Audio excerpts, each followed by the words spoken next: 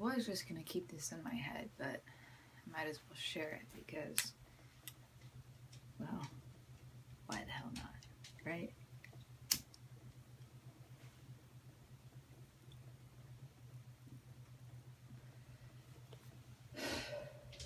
There are some people who are so deviant from society that they are esoteric unto themselves. Steve Jobs is a great example.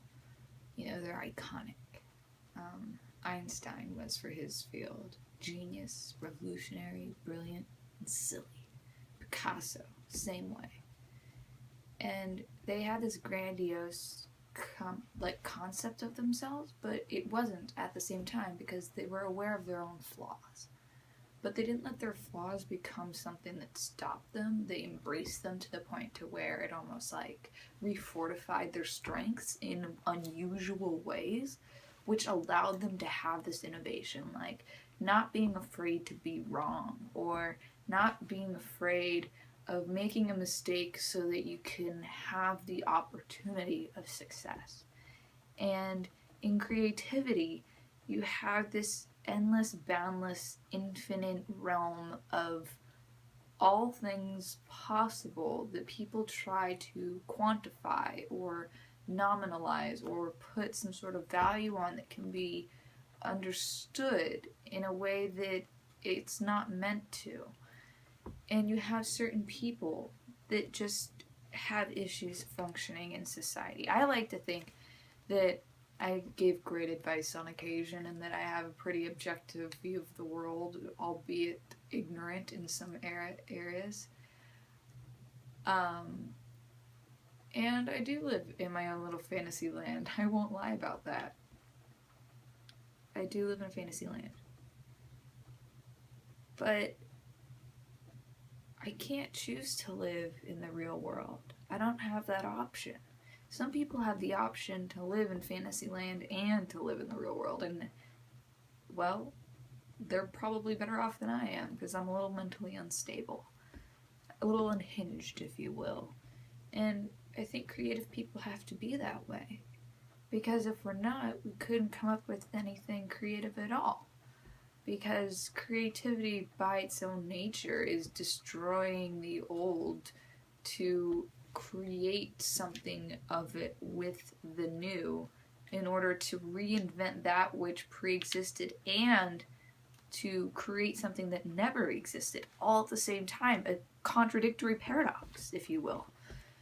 And so I think that it's that type of creativity that people don't seem to understand how it unhinges people. They go, oh, you're bipolar, let's give you medication and dull you out so that you can be part of society. Or, oh, you have depression, that's unfortunate, let's give you an SSRI and get that serotonin level up and let's just make you feel better with pills. And it's not that simple. And especially if you start treating with pills, then you get side effects, and some of those side effects kill the creativity.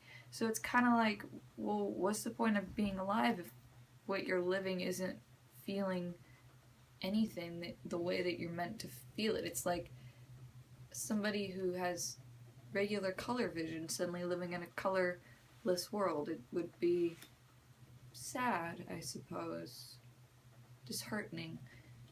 But if you've ever read a poem that didn't make sense, where you felt like the words were like, what? And you still got a sense of something, and you still got an image, but that image was jarred and warped and otherwise conveyed in a way that didn't really make sense, then you've read poetry. And if you've read that kind of poetry, imagine living in a world where that type of draft is actually somebody's first inclination of a thought or an idea or an impression upon gazing at something. So it's like, if you can imagine somebody's entire consciousness drafted around that type of formulation, whatever that poem that you read that is completely out of this mind crazy, that would be somebody's world. Now, if you can imagine that mind going about society and not functioning quite right and feeling a little bit alienated, it makes a little bit more sense, don't you think? If you look at that and you go, oh, the person behind those words is out in the world. those aren't just art. Art is part of the person that creates it, whether or not we're aware of it. And yeah, we're gonna deny, but let's be real. No matter what we do, we're always putting ourselves into it, because ourself is the center of our world, our universe, our entire existence is centered within ourselves, as selfish as that sounds. And it's only from understanding this sense of selfhood, I should say, that we begin to understand others and the world around us. So it's kind of like from the outside in to the inside out is how we recognize the world. We take everything in, we do something with it, and then we put it back out in the world. And then that's how we're seen. Sort of like sponges making paintings with art. Yeah, we're absorbing color. That made absolutely no sense. I'm a little bit high. Point being, I'm just going to stop talking after this because I'm feeling like I'm going on a tangent that makes no sense to anybody else but me. It might actually not make sense to me. I have no idea what I've just said. See, and that's the whole thing with creativity. Case in point, right here. It's like, whatever I could contribute to society, the best version of me is the one that's making art, because that's where I'm happy. When I'm not making art, I'm sad and miserable, and I'm mentally unhinged, and people are worried about my psychological state and what it's going to do to me. And so are my doctors. But at the same time, they don't want to medicate me because I'm fragile, I have health conditions, and medicating me is dangerous, actually. And so there's this fine line between when do we medicate and how do we help you function as a normal person and contribute to society and be self-sustaining, because that's necessary. That's a necessary thing to do. And we found that as long as I'm doing art, I'm happy. But I have to do a lot of this art to get good at it. It takes practice. You aren't just instantaneously good at what you want to be good at or what you like doing because it's what you like doing. You have to put the time, the effort, the energy into these things that you enjoy, and in return, you become good at them. Being good isn't something you do because it's you know, you one day you got up and you're like, wow, I'm good at this. It's like, no, you put the practice into it, and because you've practiced, you're good, and because you're good, you continue to practice. Because you're practicing, because you're good, you get good from practicing, and it's like this thing that goes cyclically.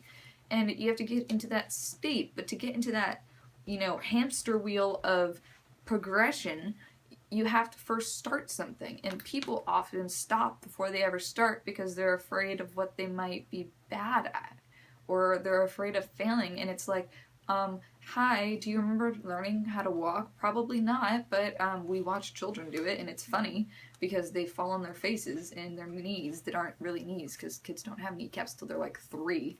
So you're watching these non-kneecapped babies tumble and fall all over the place because, well, they just can't stand because gravity. And then all of a sudden they do, and then they see people walking and running, they're like, I want to run too, and they try to run, they just like topple over themselves, and it's like, gotta learn how to walk first. It's the first thing you gotta do is learn how to walk, then you run. But like, all of those things, they're steps, literally. Those are actual steps to stepping. And so when you look at it in terms of creativity and what you're doing, there's all these steps, and I think that society likes to tell people, hey, when you take that first step and you fall, you're done. And that's it. And you should quit. And it's like, no. If people quit at that first stage, then we wouldn't have runners, okay? And we need runners in the world because those are the people that inspire. And if we don't have people inspiring people, why the fuck are we going to want to get up and go to work? Somebody tell me, because honestly, I already don't even like that idea. And to think that that would be something that I would want to do and then not be inspired by it seems very dull, like the medication. Give the creative people who aren't allowed to use their creative abilities to cope. And I'm not saying that all bipolar people are creative and that all creative people are bipolar, but I'm saying that there's a large overlap if you look at science. There's studies. They've done them. I don't know how many, and I don't know the percentage. I can't quote it. I wish I could. Maybe when I like make this video, I'll put it up in a little... It would be a headline. It'd be like a... I guess it would be a headline. Whatever the thing it is, it pops up on the bottom. Maybe I'll put some numbers there. Yeah. Which you could read and find out later. Or then, which is now. Point being, I think that society needs to embrace creativity in a more active way that promotes the ability for them to sustain themselves. We need to First, we need to celebrate art for what it is. You know, people like this idea of being counterculture creative, and that Apple has now made themselves this designer brand of creative people because of that. That whole Think Different campaign, which is great, but a perfect example of why not do that in other ways and other things. And I mean, I'm gonna stop talking. I really should stop talking. I need to either pack this bowl or stop talking. I packed the bowl.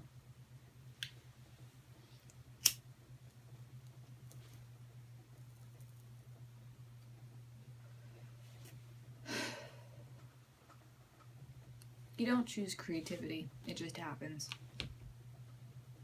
If you're thinking about it and how something could be more creative, that's like trying to be the teacher's pet. Nobody likes that. Nobody likes that. It's different if you're just assistive and you like to help. It's another if you're trying to be the teacher's pet. Don't try to be the teacher's pet. Don't try to be creative. Just let yourself be creative. Let it just happen.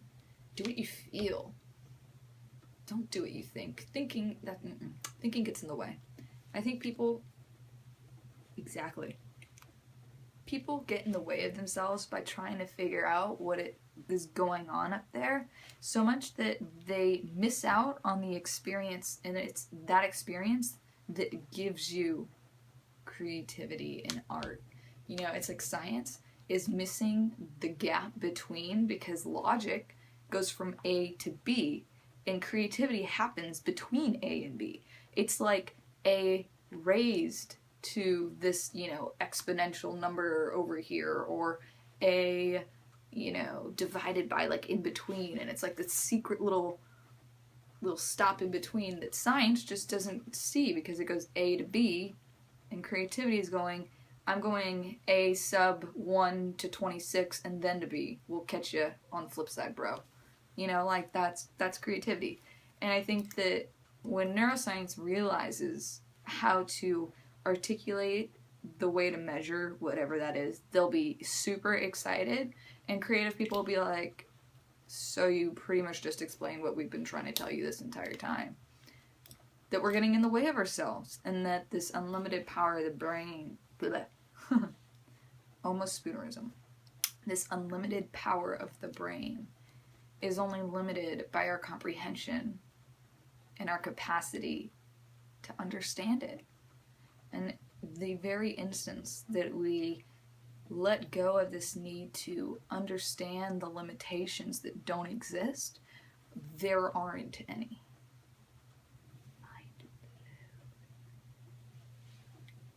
I mean, before this, one guy in the Olympics ran the mile in under 3 minutes.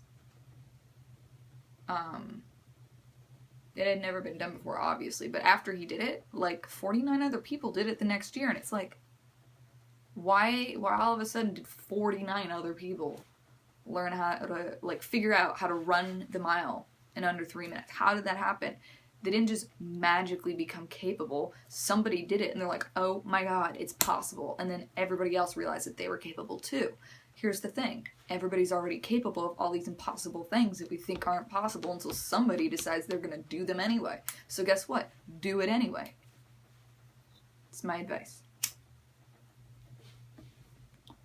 Be creative and do it anyway.